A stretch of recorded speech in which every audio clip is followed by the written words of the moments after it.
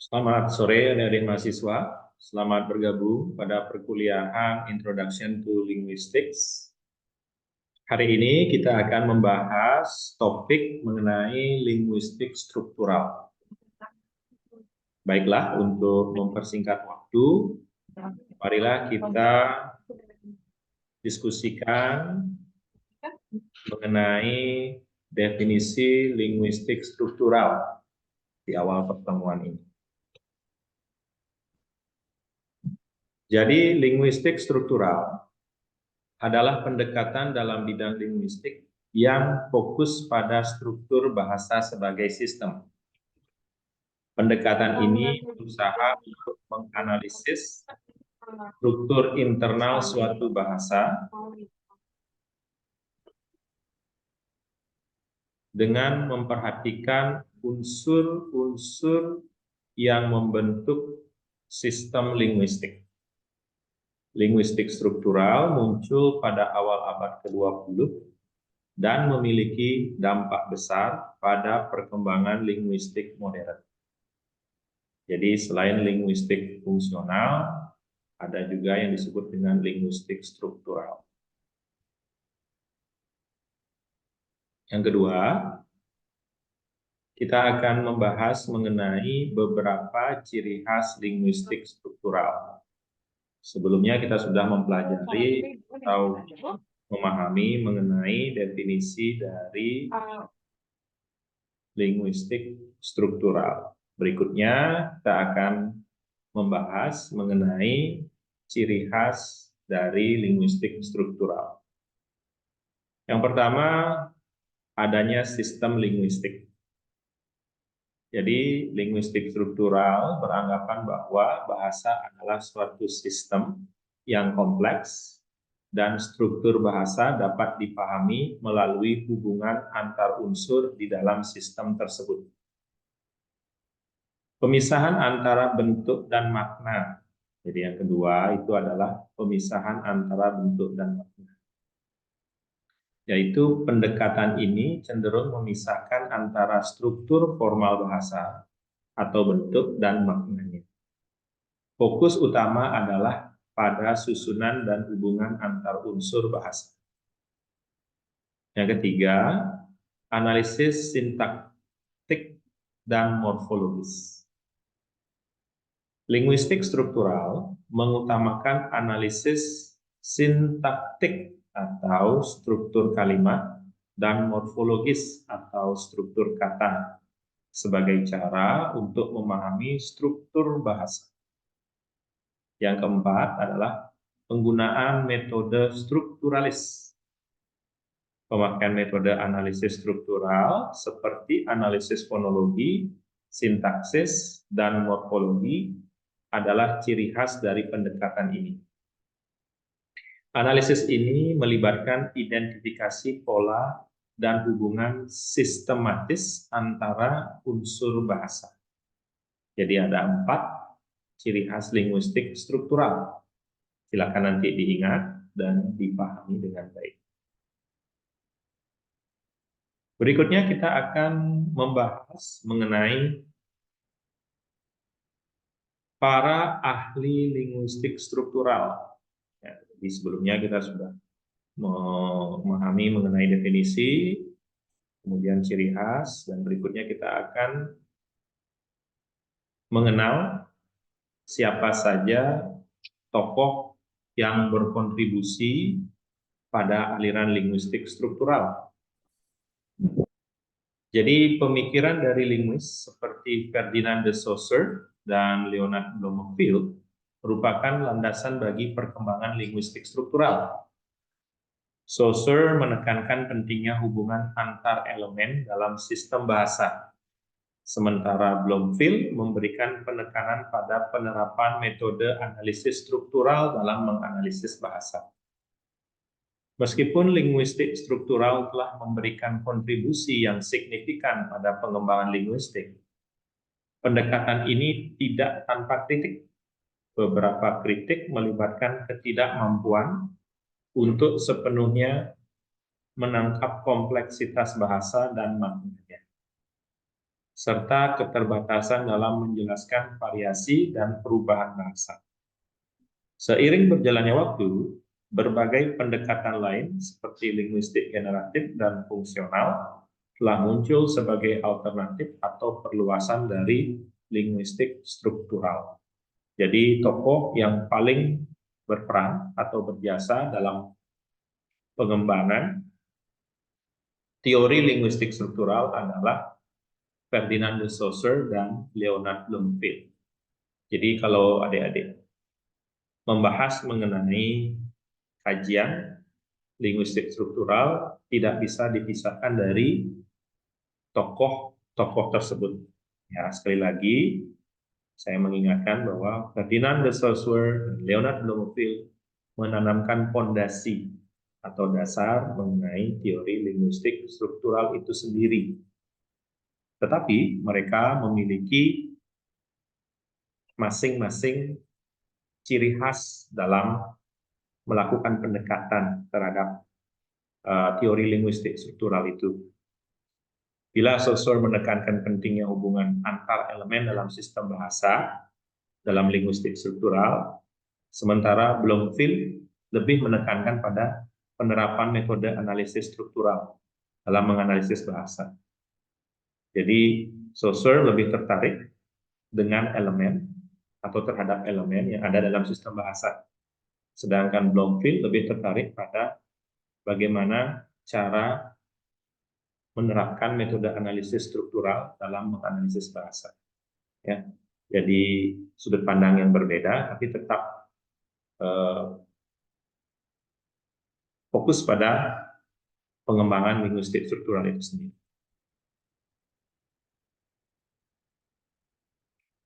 Yang keempat, ya kita akan mengkaji atau mempelajari secara lebih detail apa saja yang dikaji oleh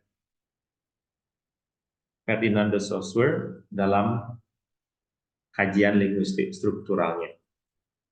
Yang pertama itu ada sistem dan struktur bahasa. Jadi Saussure menganggap bahwa bahasa sebagai suatu sistem yang terstruktur, di mana elemen-elemen linguistik saling terkait dan mendapatkan maknanya melalui hubungan dengan elemen lain dalam sistem tersebut. Jadi bahasa itu merupakan sistem yang terstruktur dan teratur, tidak bisa dirubah sesuai dengan keinginan penuturnya. Ada suatu sistem yang disepakati atau bersifat konsensus, ya. Kemudian signifier dan signified. Saussure mengenalkan konsep signifier atau penanda dan signified atau petanda sebagai dua komponen dasar dari tanda linguistik. Signifier adalah bentuk fisik atau bunyi kata, sedangkan signified adalah konsep atau makna yang terkait dengan signifier. Hubungan antara keduanya bersifat arbitrary atau mana suka. Artinya tidak ada hubungan alami antara suara dan makna. Ya, misalnya meja, tidak ada hubungan antara bunyi meja dengan bentuk meja. Ya, itu artinya disebut dengan hubungan antara keduanya bersifat arbitrary atau mana suka. Jadi tidak harus benda itu berbentuk M, E, J, atau A untuk kita mengacu pada benda itu bernama meja. Jadi kalau kita lihat meja secara umum ya seperti ini bentuk. Ya, jadi ada penanda dan petanda. Ya, tidak ada hubungan alami antara suara dan. Kemudian ada diferensiasi dan hubungan. Jadi pemikiran Saussure menekankan pentingnya diferensiasi antara elemen-elemen bahasa. Makna suatu kata menurutnya dapat dipahami melalui hubungan dengan kata-kata lain dalam sistem, bukan melalui karakteristik intrinsik kata tersebut. Ya, jadi sistem bahasa itu mengatur hubungan antar kata. Ya, jadi sistem yang sudah dibuat sistem tata bahasa itu mengatur hubungan antar kata. Jadi itu tidak boleh dilanggar. Kalau itu dilanggar, ya makna yang ditimbulkan akan berbeda atau tidak berterima. Kemudian ada sintaksis dan semantik. Saussure membedakan antara dua cabang utama linguistik, yaitu sintaksis dan semantik.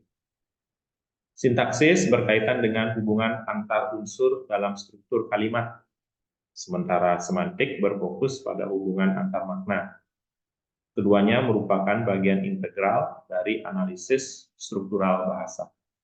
Jadi sintaksis dan semantik tidak dapat dipisahkan, ya, karena itu merupakan bagian internal atau integral dari analisis struktur bahasa.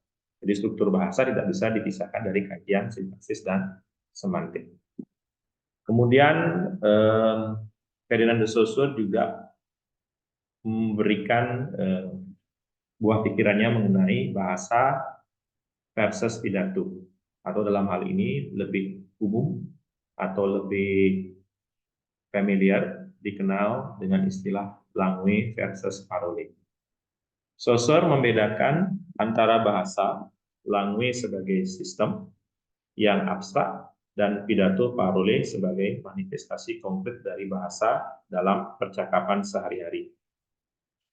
Pemisahan ini memberikan dasar bagi fokusnya pada struktur sistematis dan abstrak dalam linguistik struktural. Jadi istilah langue dan parole ini sangat penting ya dalam manifestasi konkret bahasa dalam percakapan sehari-hari. Jadi dalam percakapan sehari-hari itu kita bisa membedakan antara struktur sistematis dan abstrak dari linguistik struktural itu sendiri. Ya, jadi seperti bahasa, kemudian yang masuk ke dalam sistem yang abstrak. Oke, dan di sini disebut sebagai pidato atau parole, ya, yang menyebut parole. Jadi bahasa bermanifestasi dalam bentuk pidato atau parole. Ya. Oke, jadi yang konkret itu bahasa, sedangkan abstraknya dalam hal ini adalah pidato.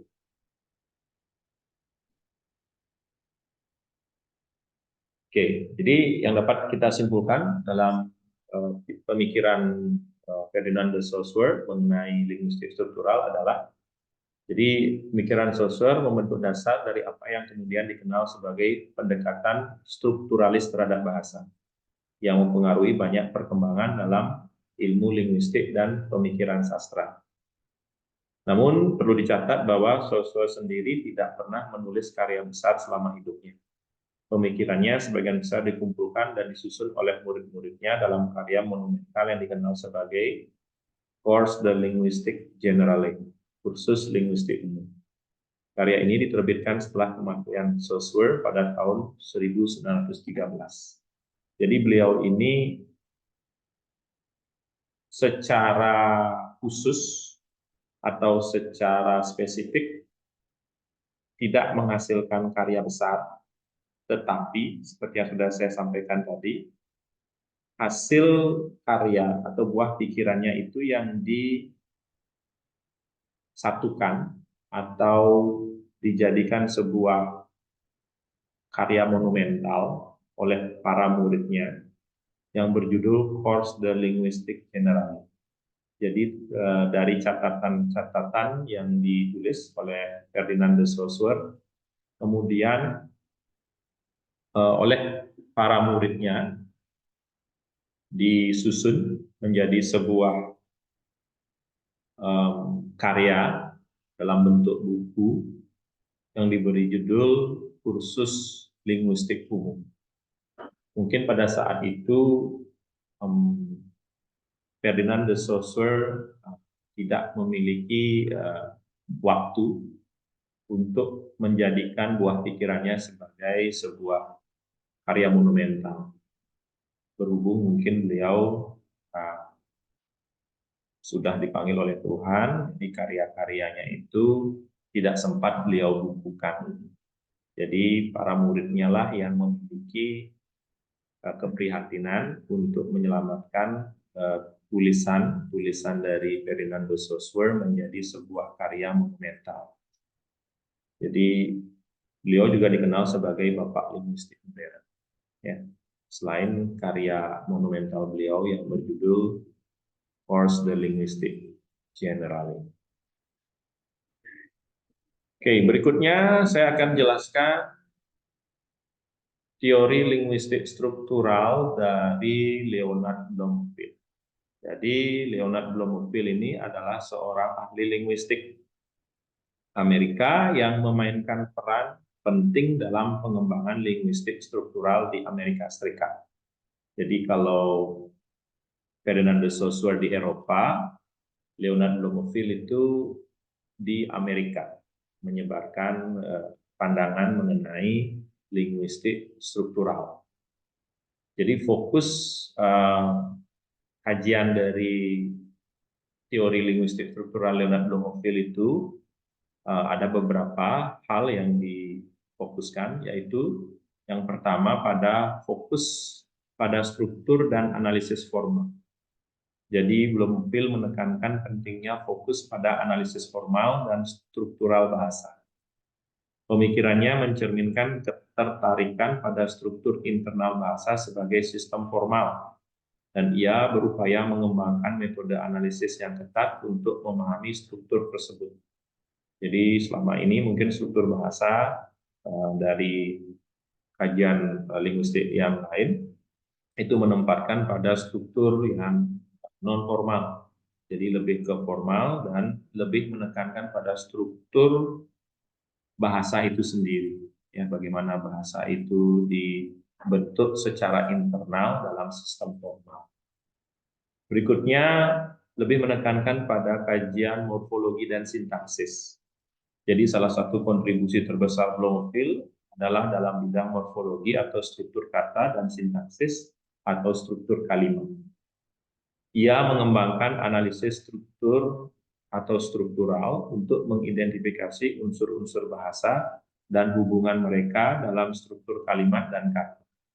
Jadi morfologi dan sintaksis ini digunakan sebagai device ya untuk mengkaji unsur-unsur bahasa dan hubungan mereka dalam struktur kalimat dan kata. Jadi secara struktural Bloomfield lebih mengedepankan penggunaan morfologi dan sintaksis dalam pengembangan linguistik struktural yang digunakan oleh Bloomfield itu sendiri. Kemudian Bloomfield lebih cenderung menerapkan prinsip distribusi. Jadi Bloomfield mengemukakan prinsip distribusi sebagai metode untuk menganalisis unsur-unsur bahasa. Prinsip ini menyatakan bahwa bentuk bahasa harus dianalisis berdasarkan distribusinya dalam berbagai konteks untuk memahami fungsinya dalam sistem bahasa. Ya, bagaimana bahasa itu didistribusikan dalam artian di sini bahwa distribusi bahasa itu harus menganut pada metode yang berkaitan dengan unsur-unsur bahasa. Jadi konteksnya, ya, kemudian pemahaman fungsi, ya. Jadi itu yang sangat mendasar, yang sangat memiliki kontribusi yang besar dalam pengembangan linguistik struktural. Jadi bahasa itu dianggap sebagai sebuah perjalanan atau dalam hal ini aliran distribusi bahasa yang berhubungan dengan konteks atau fungsi dalam sistem bahasa. Kemudian ada pemisahan antara kompeten dan performance. Jadi Bloomfield membedakan antara kompetensi atau kompeten dan performansi atau performance. Kompetensi merujuk pada pengetahuan bawaan dan kemampuan seseorang terhadap struktur bahasa secara abstrak, sedangkan performansi adalah realisasi praktis dari bahasa dalam interaksi sehari-hari. Jadi Bloomfield membedakan pemerolehan bahasa itu menjadi dua kategori. Yang pertama itu istilahnya competence, dan yang kedua itu istilahnya performance. Jadi kompeten itu adalah pengetahuan atau kemampuan berbahasa bawaan atau secara genetik, ya. Jadi seorang terhadap struktur bahasa atau kemampuan seorang memahami struktur bahasa secara abstrak yang dibawa dari sejak lahir. Sedangkan dalam performansi itu ada realisasi praktisnya, pengetahuan bahasa praktis yang lahir atau terbentuk akibat interaksi sehari-hari. Kemudian ada namanya aspek deskriptif. Jadi pendekatan Bloomfield sangat deskriptif dan bersifat empiris. Jadi deskriptif ini menggunakan deskripsi atau penggambaran, sedangkan empiris adalah bersifat berdasarkan pengalaman. Pengalaman yang sudah pernah dialami, ya. Ia mendukung penggunaan data bahasa yang konkret dan observasi langsung sebagai dasar untuk analisis linguistik. Jadi pendekatan deskriptif dan empiris ini lebih menekankan pada penggunaan data bahasa yang konkret dan observasi langsung sebagai dasar untuk melakukan analisis atau analisis linguistik dalam hal ini.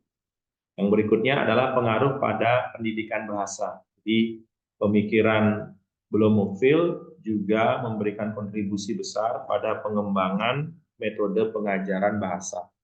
Konsepnya tentang struktur dan analisis bahasa diterapkan dalam pengajaran bahasa dalam pengajaran bahasa kedua. Ya, jadi Bloomfield juga sangat tertarik untuk menggunakan teori linguistik struktural dalam pengajaran bahasa kedua. Jadi bukan bahasa ibu. Ya, bagaimana pemerolehan bahasa kedua itu dilalui, itu yang menjadi fokus atau titik penekanan dalam kajian linguistik struktural Leonard Bloomfield, ya. Jadi pendidikan bahasa, terutama bahasa kedua, itu memiliki kontribusi yang sangat besar pada pengembangan metode pengajaran bahasa. Ya, jadi Bloomfield lebih melihat pada pengembangan bahasa kedua bukan pada bahasa ibu untuk penerapan linguistik strukturalnya. Kesimpulannya adalah, ya, jadi yang terakhir ini saya akan menjelaskan mengenai kesimpulan pemikiran Leonard Bloomfield jika dibandingkan dengan pemikiran dari Ferdinand de Saussure. Jadi meskipun Bloomfield dan Saussure memiliki beberapa persamaan dalam pendekatan struktural mereka, terdapat perbedaan juga. Saussure lebih berfokus pada hubungan antara elemen-elemen bahasa dalam sistem, sementara Bloomfield lebih tertarik pada analisis konkretnya untuk membentuk aturan atau pola dalam struktur bahasa. Jadi seperti yang sudah saya jelaskan tadi, Saussure lebih tertarik pada elemen yang membentuk bahasa dalam suatu sistem bahasa itu sendiri, ya. Jadi setiap bahasa mempunyai elemennya dan mempunyai sistemnya sendiri. Jadi itu yang lebih menjadi concern atau fokus dari Saussure. Sedangkan Bloomfield lebih tertarik pada analisis konkretnya untuk membentuk aturan atau pola dalam struktur bahasa. Jadi bagaimana aturan itu terbentuk, ya, untuk menganalisis pola atau struktur bahasa. Jadi dia lebih tertarik untuk mengkaji atau menganalisis aturan yang membentuk pola atau struktur bahasa itu sendiri. Ya, jadi lebih konkret, ya. Linguistik struktural termasuk kontribusi dari Saussure dan Bloomfield membentuk landasan bagi pengembangan berbagai aliran dalam ilmu linguistik, termasuk linguistik generatif, linguistik fungsional, dan lainnya. Jadi setelah linguistik struktural ini terbentuk, ya, linguistik struktural ini menjadi landasan atau dasar dari pengembangan linguistik berikutnya, baik itu linguistik generatif, linguistik fungsional, dan lain. Oke, demikian yang bisa saya sampaikan untuk perkuliahan hari ini. Oke, di akhir silakan adik-adik jawab pertanyaan yang ada pada poin 8 atau slide file ini. Terdapat 5 pertanyaan yang terkait dengan apa yang sudah saya sampaikan. Silakan dipikirkan jawabannya. Kita masih ada waktu kurang lebih 10 menit lagi, ya. Nah, silakan adik-adik baca soalnya, kemudian dipikirkan jawaban yang tepat. Oke, saya akan kirimkan materinya juga di WA Group ya, untuk melihat sejauh mana pemahaman adik-adik mengenai apa yang sudah saya sampaikan hari ini. Nah, kalau masih ada waktu, nanti kita akan lakukan eh, sesi tanya jawab.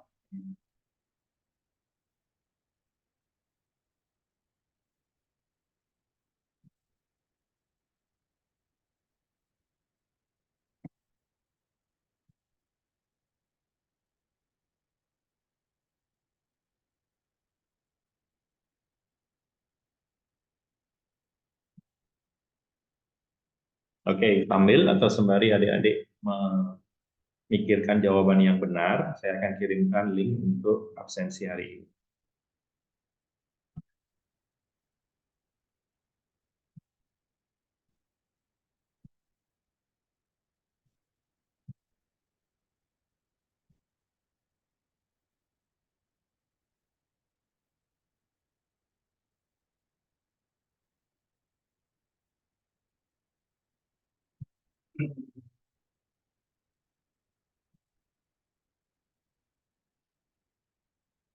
Itu link yang pertama untuk mahasiswa kelas reguler, sedangkan link kedua untuk mahasiswa kelas karyawan.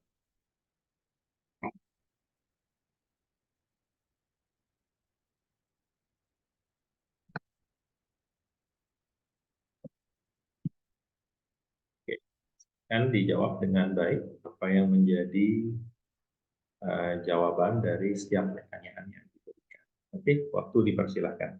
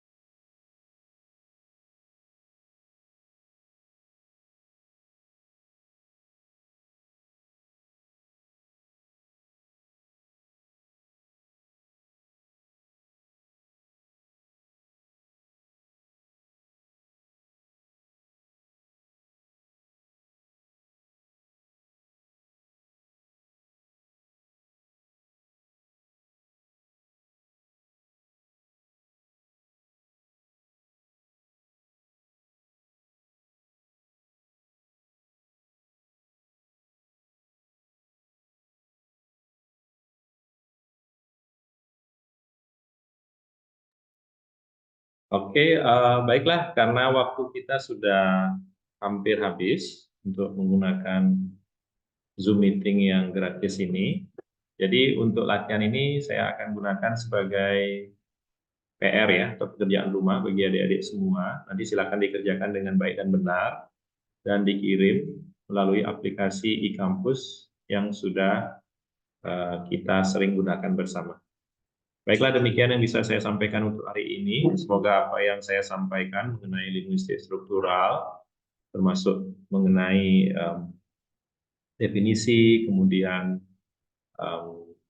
bagian-bagiannya, serta siapa saja tokoh yang berpengaruh besar pada pengembangan linguistik struktural, dapat menambah pengetahuan adik-adik di bidang linguistik. Sekian dari saya, sampai berjumpa minggu depan. Terima kasih. Oke, selamat menikmati hari ini. Semoga sehat selalu ya. Baik Pak, terima kasih.